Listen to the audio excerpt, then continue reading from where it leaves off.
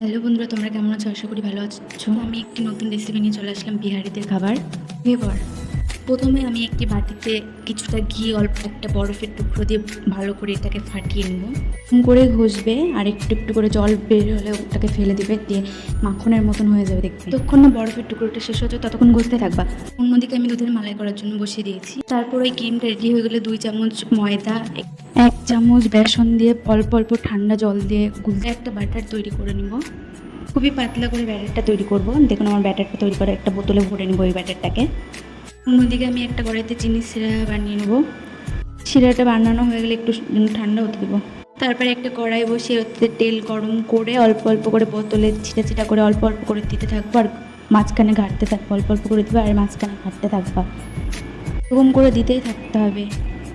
আমি এই রেসিপিটা প্রথম ট্রাই করলাম, জানি না খেতে কেমন হবে। চলো তোমাদেরকে দেখাবো। দেখুন অনেকটাই মোটা হয়ে গেছে।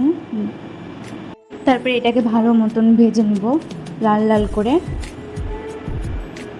দেখুন কত সুন্দর মতো ভাজা হয়ে গেছে। এবার ওটাকে উঠিয়ে নেব, চিনির শিরাটা ওর মধ্যে দিয়ে দিব। তারপর আমি ওইদিকে দুধের মালাই করেছিলাম, ওর উপর দিয়ে অল্প অল্প করে দিয়ে দেবো। এবার রেডি হয়ে গেছে। দেখুন দেখতে ভালো লাগছে, জানি না খেতে কেমন হবে। ওয়াও, সেই লাগলো রেসিপিটা। তোমরাও ট্রাই করো বাড়িতে, খুবই ভালো লাগবে। দেখুন ভিডিওটা ভালো লাগলে লাইক কমেন্ট শেয়ার করো।